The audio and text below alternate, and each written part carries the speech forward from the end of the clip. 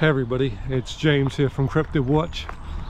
I am stepping out from behind the video editing screen, which I've not done in a long time. Reason being really because well, I work a full-time job, I've got a young family. I'm pretty busy. I'm puffing because I've just been hiking very quickly up through a steep field. You know, and just I'll stop and have a breather just to keep up my love for and interest and participation in cryptozoology, just collecting stories online, putting them up, you know, AI narration, whatever. It just gets out there, it keeps interest for me because I love doing it. It keeps interest for those that listen to the stories, whether it's Bigfoot or thylacines or lake monsters. But my hope, if this pays off one day, that I can actually spend more time on camera, on expeditions, whether it's like now for the Exmoor Beast. I keep on looking at my screen, I should be looking into the camera.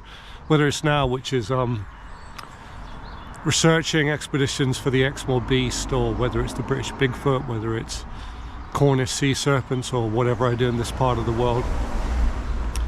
That's my hope, more time to do this, especially as the weather brightens up and things get less muddy down here in the southwest of England.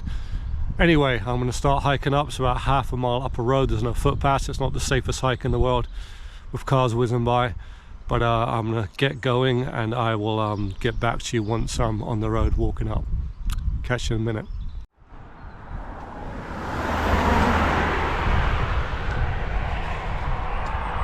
So I'm on the road now, which is currently a very narrow pavement, and then past this point there is no pavement, so I'm going to switch over to the other side of the road, because the tip is you always keep your back to the traffic so they can see you, and I guess they can see you from the other way, but it just gives them a bit more notice, I guess. And then I'm going to keep on hiking up through the steep hills of Devon and Somerset border, and oh, road closed, and try and find the spot where I believe I saw the Beast of Exmoor. Road closed. Well, never believe those signs, because half the time it says it's closed, it's not. Well, this one, yeah, there's a hole in the road, so you can see it is across the road safely. But most of the time, little tip for you, if it says road closed, just drive through, because honestly 90% of the time it's not closed. They just leave it there. Very rarely will I actually have to turn back. Daffodils are still out, my favourite flower, and also the National Flower of Wales. For someone like me, boyo, with some Welsh heritage, I love to see them. I've got a bit of grass here that's a bit safer than walking on this national speed limit, well, what becomes a national speed limit road. This is oh no, it's that shack before. I know there's one further down. This is old quarry areas, so limestone kilns. This whole valley here, Batham Valley, the Exe Valley, used to be riddled with quarries. Yeah, when we had industry, before we imported everything and drove our prices up. Beautiful blue limestone. There's some of it on the wall of the house we currently rent. Past Sycamore Five Oaks. Private house or a farm. Alright, I'll catch you when I'm further up.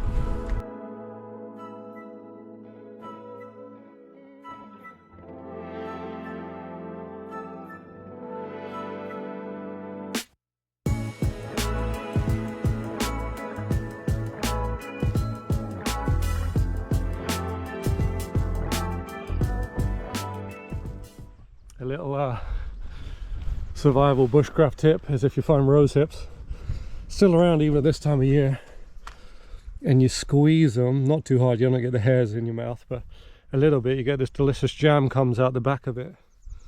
You see it there coming out. It's incredibly sweet, and no doubt our ancestors here in the British Isles would have loved to use these. It stays preserved in there to get some very much needed vitamin C and glucose. Absolutely delicious. You'd have to squeeze a lot of them to get a pot of it, but it's just delicious to taste it. All the sun's shining now over the Devon hills. I really don't know how far this was, to be honest. I think about half a mile. I think that large barn you can see up there, somewhere around there, so hopefully not too far to go.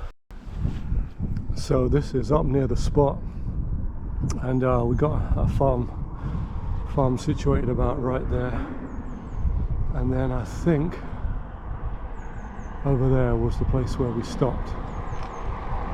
Cyclists. I'll check it out. It looks kind of small from here. I was able to pull my car in there, but I think this was the field up there, right next to this farm. Obviously it's a farm, private property. I can't really get in there, but let's just see. Let's see if this is the right spot and if there's any public footpaths or way I can get around and investigate. If I see the farmer, I'll ask him, have you ever seen the Exmoor Beast? So this indeed is the spot where I pulled over. I was way down that way, right down towards the bottom of this field starts. You see the hedgerow coming in the car.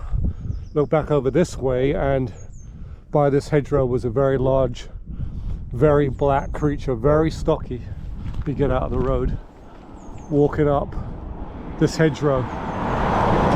It's national speed limit here. I was probably doing 50 miles an hour, so you know, I'm driving, but it just looks so out of place up on that, creeping up near that hedgerow. Not right against it, probably about 20 foot away from it or so, but very, very predator-like behavior to conceal itself on the hedgerow, and in fact any wild animal. This is a private field. These are the gates I mentioned. Yeah, just not easy to climb over in my memory. I think there was about a bit of barbed, yeah, there we go, there was barbed wire involved. Not as much as I remember, but some. I had to get back to work. You know, this is a private field. I thought, you know, I can't do this right now. I wasn't suitably dressed. Obviously I don't care too much about security around here. There we go. That is the hedgerow where the large black animal was walking up. Let's see if I can zoom in a bit for you. That's about as much as I can zoom in on the GoPro. I'll put you out as far as I can if you can still hear me. But yeah, this is the hedgerow. It was walking up, large, very black, very sleek, low to the ground, though it was large, not a cow with long cow legs. And you know, this is not a dog walker area, this is a private farmer's field. So bringing you back in a bit. So I don't know what else that could have been, but the fabled Beast of Exmoor, melanistic leopard, Panthera pardus, which I've not seen in my whole nearly 42 years. And then to be driving down, I can't remember the day, I think it was a Friday, yeah, it was a Friday, kind of late morning, and look up there and see something that, you know, I mean, then there was no other cars on the road, something that really shouldn't be there. Which I believe, I don't know what else it could be, but the Beast of Exmoor. I can't physically get too close, but I'm just looking down there. That almost looks like a pug mark, like an animal track. I can just about make out what looks like toes. I can't get close because I'm behind a gate and it's in the farmer's field. I'm not going to jump over. It's pretty indistinct, but you know, it's, say, medium to large dog size. There's possible hint of claws, could be a canine. I don't know, but whose dog is running around in this farmer's field? Or it could be the print of the Beast of Exmoor. I can't get any closer to have a look. Just trying to look around here in the mud for anything else that suggests a wildcat, a big cat. No, I can see dull claw prints there that kind of look like a fox. This was definitely not a fox. Not too much I can tell you. I'm going to have another poke around to see if I can get anywhere nearer to that spot, or if there's anywhere else that I can do a bit of tracking. But for now, that was the site of my Exmoor Beast sighting. What I am noticing is small indentations that look like prey animal, small deer. I would presume that would be a small roe. We don't have muntjac around here. There's another one there quite deep in the soft soil. Looks to me like a small roe deer, which would be a prey animal for any Exmoor beast that would be living up here. Just walking up and having a think. I could possibly put my trap, come at night, tie my trap camera to the gate, come back early and take it down. But again, leopards have a large area, large territory. The chances that it's going to be slinking through for one night in the same spot is pretty low, so don't really want to waste my time doing that. So I'll go a little bit further, maybe give you a vantage point from where I was when I saw it. So this is actually, we were coming right down this stretch when myself and my daughter looked across, and that's the field where we saw it. It was about there. So looking at it now, for it to be visible, it wasn't actually that near to the hedgerow. It was actually quite a way out from the hedgerow. It was just over kind of the crest of that part of the field, which could obscure its legs a bit, but it was still slinking, still very stocky. There's no cows in the field. I've never seen livestock in this field, or any of these, to be honest. It still looked way out of place, but to me, looking at it now, it just kind of emphasizes how big this thing was. Unless somebody had a large Newfoundland, they own one and they just let it walk around their field, that's a possibility. But it didn't look like a dog. Head was carried low, tail carried very low. And you know where we are now, we're on the doorstep of Exmoor. As you can see, a forest of woods up there at the top of the valley. You know, around here it's pretty remote. There isn't a lot going on. There's cars drive by. In terms of walkers, I'm the only walker. I've not seen any other walkers, and I continue walking for a couple of miles and more. I will see no other walkers up here. These are all private fields, no public footpaths. Very easy for a cat to slink around here and not worry about, you know, immediately encountering humans. I'm just checking any substrate I can find. In this case, it's a big old dump of grass or stubble or something. Got mushrooms growing. Oops. I do love mushrooms. They will feature a lot on the channel.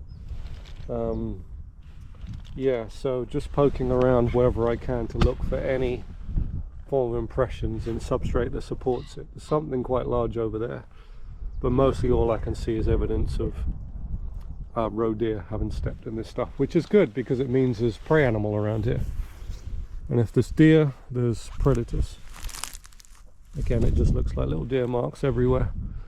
All right, I'm gonna head back, but didn't see the beast again today, but did find the spot where we saw it.